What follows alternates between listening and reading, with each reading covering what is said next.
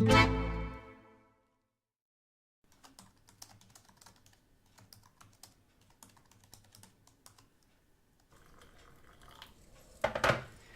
is the time of year when people generally start thinking about job hunting, and more so in education, where there's going to be a glut of newly qualified teachers looking for their first job, and quite often more experienced teachers are looking to move into their first leadership role.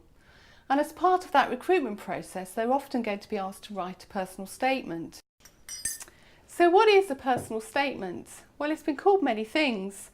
Sometimes it's a covering letter, sometimes it's called a supporting statement, sometimes it's part of an application form which you're required to fill in, and sometimes it's just the opening paragraph to a CV. But whatever it's called, it's your opportunity to be put in charge of the information that you're giving to the employer. It's your chance to really demonstrate to them that you've got the qualities that they're looking for and tell them what you've got to offer in this role.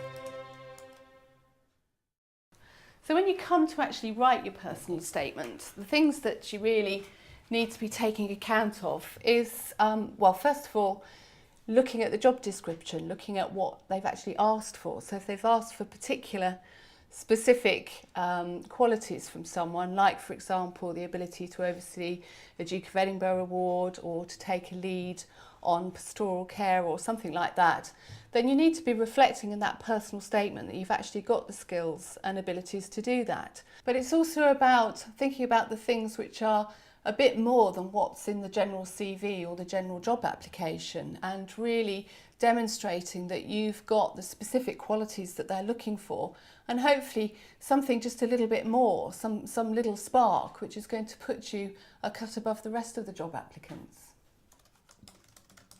So when you come to actually write your personal statement, there's a number of things that you need to think about. The first is to remember not to duplicate information that you've given elsewhere. So don't make it a great list of qualifications and experience, because that's going to appear on your CV or your application form. The second is that it's a good idea to write a different personal statement for each job you apply for. That means that you can really target it against the person specification or the job specification and make sure you've got all the information in there that is relevant to demonstrate you've got what they're looking for. It's also quite a good idea to have something in there on your own personal goals and objectives, and to demonstrate how you think this job is going to help you achieve them. Because it's okay to show that you've got career aspirations. Increasingly, recruiters are looking for potential. They're not just looking for people who can do the job here and now with the right skills and experience, but they're also looking for people who can grow and develop in the job and to add more to it in the future.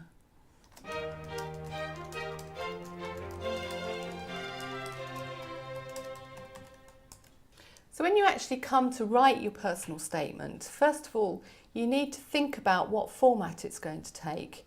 Now, it might be as a first paragraph or an introduction to a CV, in which case you need to keep it quite short, sharp and snappy. So just bullet points really, and just trying to convey in a minimum number of words a few things which are going to demonstrate what you're particularly good at or what you can particularly deliver in terms of this job.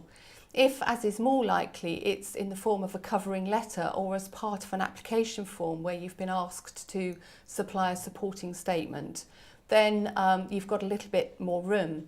If it's the application form, then try not to fall into the trap of thinking that you've got to cover all the white space.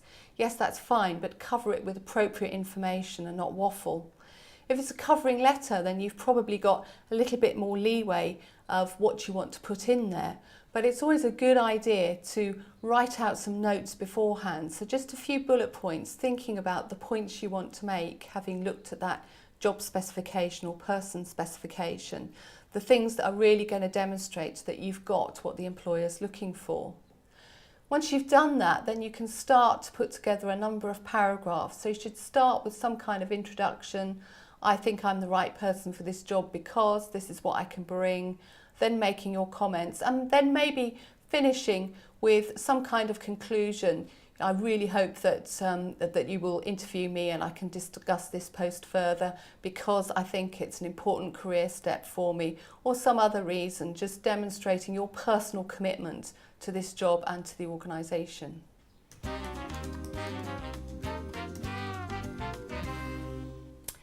So some tips and tricks when you actually come to write your personal statement. First of all, remember that it's a marketing document and position it as such. It's not going to get you the job, but hopefully it will get you an interview. So things like spelling and grammar are particularly important. Do a spell check. Do get someone else to read it if possible, just to look at spelling, but also to look at how the sentences flow, to make sure that it's written in plain, easy to understand English, that there are no ambiguous points in there. The next thing to think about is the presentation. There's some really good software around which can help you to choose easy to read fonts and maybe put nice backgrounds on. Without getting too gimmicky, it's a good idea to present something that's easy on the eye and is going to keep people interested right up until the end. And on that, don't make it too long. We often say that a page is enough for a personal statement, but if you feel you've got a lot to get in, then you can run over perhaps to 2 pages, but certainly no more. And also to think about how the paragraphs flow together. Don't start each paragraph with I. Think about your phrasing. Try to make it interesting to read, because recruiters will get bored before the end of the page if it's just a list of sentences starting with I've done this and I've done that. Finally, remember that the personal statement is a marketing document and you need to sell yourself in it. Yes, there's a fine line between marketing yourself well and overselling, and you do need to be honest. But as a general rule, if you don't tell employers what you can do, or you don't tell them what you think you can achieve in the job, they're not going to find out any other way.